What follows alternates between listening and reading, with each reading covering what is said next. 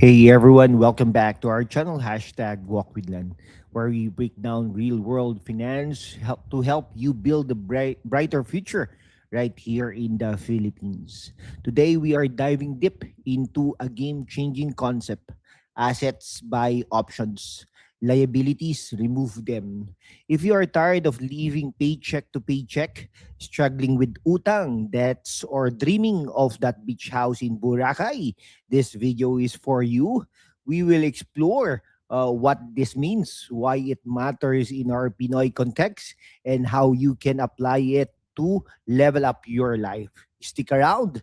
By the end, you will be motivated to take action. Let's get started. First thing first, what does assets buy options? Liabilities, remove them, even mean? It's a simple yet powerful idea from financial gurus like Robert Kiyosaki. Assets are things that put money into your pocket, like investment that generate income. Liabilities, they're sneaky ones that that take money out, like loans or gadgets that depreciate. In the Philippines, where inflation hits hard and remittances are a lifeline for many, understanding this can turn your finances from survival mode to thriving mode.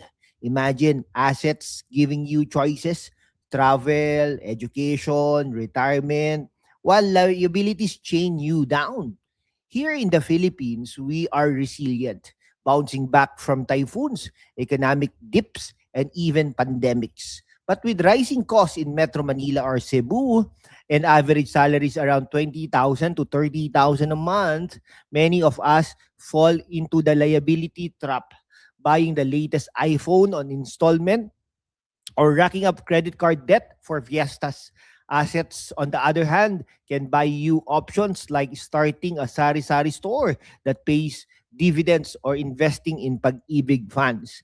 This isn't just theory, it's your ticket to financial independence in a country full of opportunities. Let's get practical. An asset could be a rental property in Quezon City, generating 15,000 pesos monthly rent. That's money working for you. Or stocks in the Philippine companies like Jollibee or PLDT via the call financial, a brokerage company. Liabilities, no? That brand new car loan eating 20% of your salary, or gadgets that lose value faster than you can say sale. Pro tip, ask yourself, does this put money in or take it out? In our culture of utang na loob, it's easy to confuse helping family, which can be an asset if invested wisely, with endless loans that drain you. Okay, let's have a comparison or a list of assets and list of liabilities. For example, in home, no, maybe a rental condo in Makati, no, that's income generating.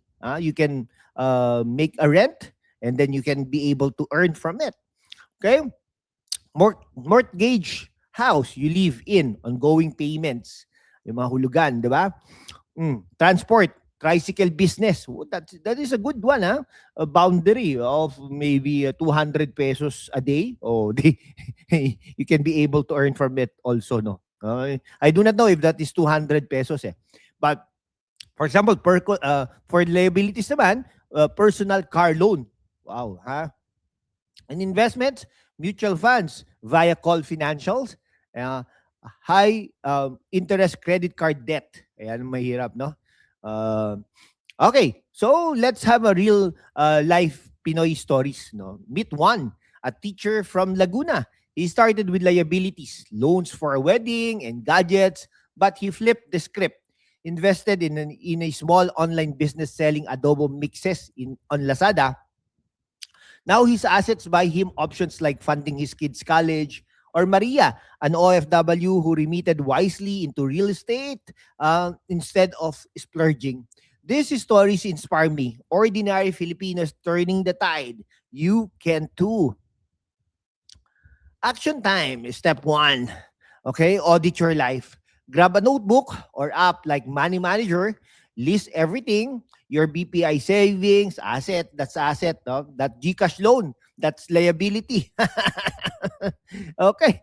In the Philippines, use free tools from BSP, Bangko Sentral ng Pilipinas, for budgeting. Be honest.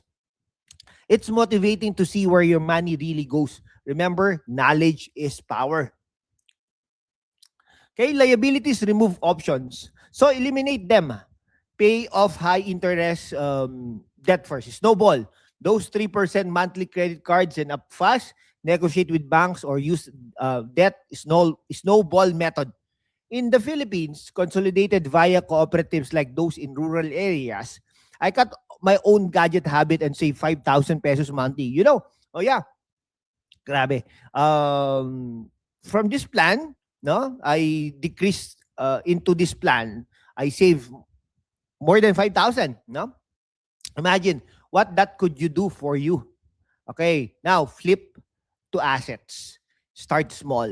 Open a Pag-ibig MP2 account. It's government backed and earns up to historically 7% annually. Average. Sabihin na natin average yan. Or dive into the Philippine Stock Exchange via maybe GCash app, GCash Invest, no? Sa GCash meron po yan. Call Financial and other brokerage company. No? For entrepreneurs, think side hustles like Grab driving, yan, or Shopee selling. Assets by options like early retirement or family vacations. Exciting, right? Okay. Tailored for us Pinoys. Invest in agricultural land via DAR programs. Turn it into a farm asset. Or REITs, real estate investment trust like ARIT. Sa Ayala po yan. For passive income without buying property outright. With Duterte-era reforms and current growth, our economy is booming in the past. Tourism, BPO, renewables. Don't miss this out. Assets here can multiply faster than in other countries.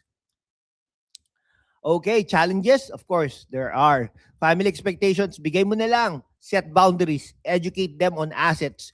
Inflation at 4 to 6%. Hedge with diversified investments. Low income. I start with micro investments like 100 pesos in mutual funds. You are not alone. Millions of Filipinos are rising above. This is your inspiring turnaround story waiting to happen. Okay, shift your mindset. View money as a tool for freedom, not status. In our culture of bayanihan, build communities assets like group investments. Read books like Rich Dad, Poor Dad, or local ones like Pera Mo, Palaguin Mo. Feel that fire, you're capable of more. Let's get inspired to act. Okay, equip yourselves. Yourselves.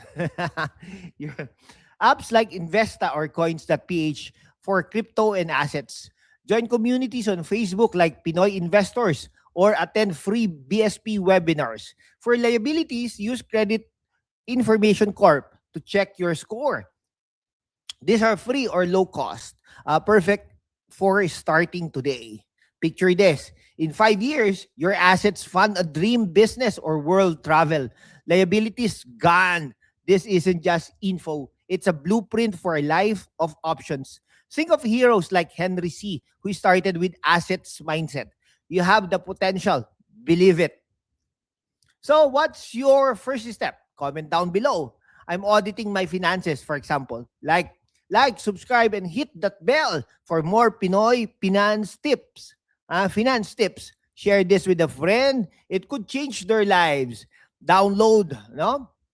Anyway, I'll be making a checklist in the future, my ladies and gentlemen. Thanks for watching. Remember, assets buy options, liabilities remove them.